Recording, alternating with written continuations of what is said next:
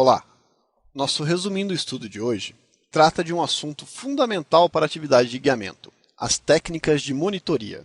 É através dos ensinamentos abordados neste tópico que compreenderemos como trabalhar com um grupo de turistas. Muita atenção neste tópico então.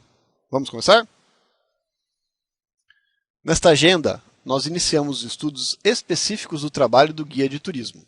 Além dos conhecimentos teóricos sobre a atividade turística, devemos nos concentrar também no modo como nos portamos quando estamos com um grupo, seja em espaços abertos ou fechados.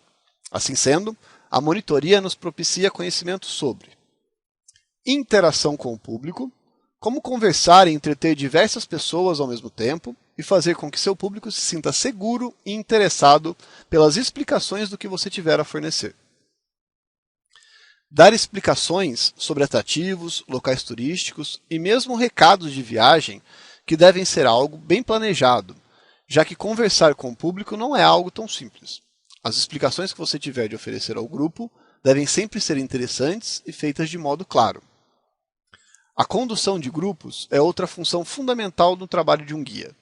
Você já se imaginou andando com 20 pessoas sob sua responsabilidade através de ruas movimentadas? Como devemos proceder então para manter o grupo unido, em segurança e ainda conseguir organizar os turistas de modo que todos possam sempre te ouvir? Veremos a solução dessas situações durante o estudo das técnicas de monitoria. Como já citado, sem conhecer as técnicas de monitoria, não é possível fazer um bom guiamento. Assim, empenhe-se ao máximo nesta agenda e também na próxima. Falar em público é muito importante, não só na profissão de guia de turismo, mas em qualquer atividade profissional. Ao se deparar com um grupo, você deve estar apto a comunicar sua mensagem de forma simples, inteligente e clara. Para isso, devemos sempre falar o português ou o outro idioma que estivermos utilizando de forma correta. Neste caso, não adianta somente transmitir a mensagem. As pessoas, quando estão com o guia, esperam que ele fale bem. E soltar um "nós vai" no meio do seu público, com certeza retirará parte de sua credibilidade. Busque sempre o uso do português correto.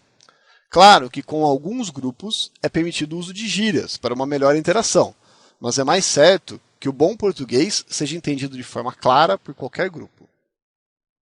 Cuidado com sua voz. Procure sempre manter um tom que não canse seu público. Ao mesmo tempo, preserve sua garganta. Sua voz é a ferramenta principal de seu trabalho, então cuide dela muito bem, inclusive evitando situações simples, como tomar sorvete ou mesmo friagem excessiva, para que não fique rouco. Mantenha sempre contato visual com os turistas quando falar com eles. Mas atenção, contato visual não significa encarar. Não fixe o olhar em uma pessoa, pois isso pode deixá-la sem graça. Lembre-se sempre de olhar para todos os lados, mas de modo indireto. Em frente ao grupo, você deve se postar sempre de modo a não parecer cansado ou desleixado. Busque ficar em pé para falar e não se escore em pilares, grades ou o que estiver próximo. Se tiver espaço, você pode até se movimentar um pouco. O movimento das mãos é fundamental. Ficar com as mãos nos bolsos ou com os braços cruzados não é interessante, pois pode dar a impressão que você não está disposto a falar com o grupo. A posição básica de movimentação das mãos é manter os braços em um ângulo de 90 graus e mexer suas mãos na altura do seu abdômen. Cuidado ao utilizar movimentos muito bruscos, de modo constante, para não se tornar uma figura caricata frente aos turistas. O primeiro contato com o grupo pode definir muita coisa. Já ouviu falar daquela máxima que a primeira impressão é a que fica? Pois bem, assim que se apresentar aos turistas, você já passa a ser avaliado por todos. Então, devemos nos atentar a alguns detalhes.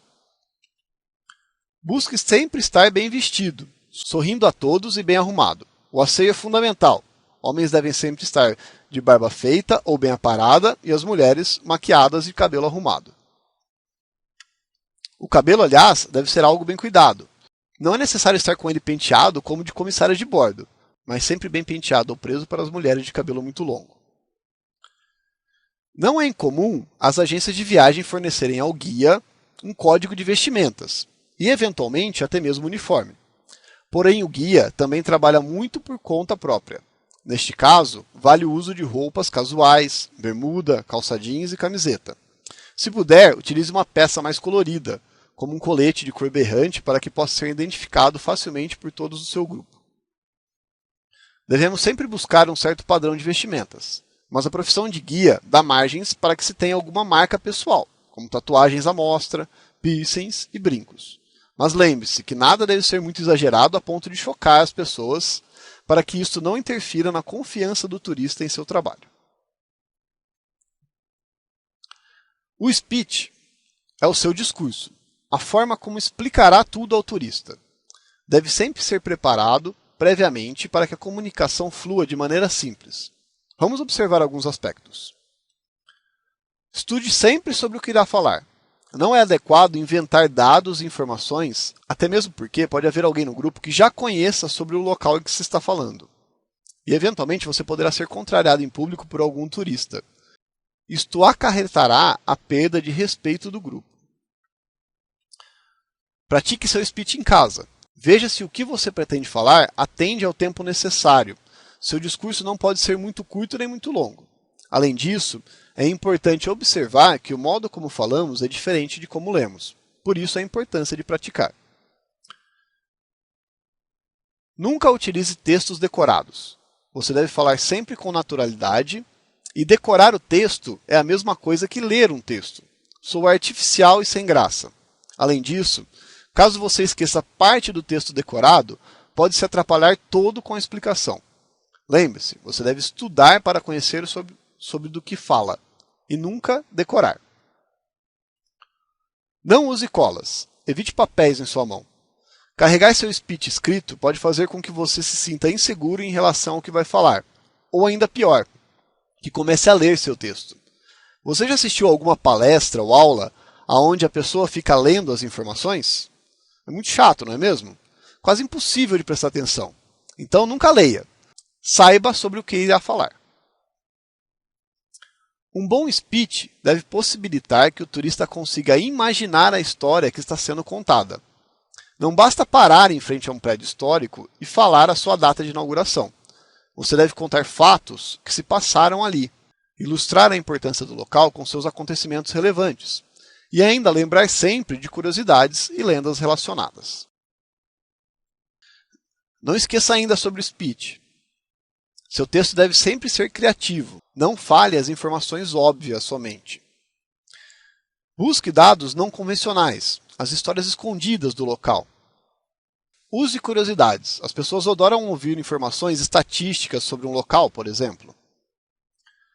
Tomemos como exemplo o Obelisco do Ibirapuera, em São Paulo.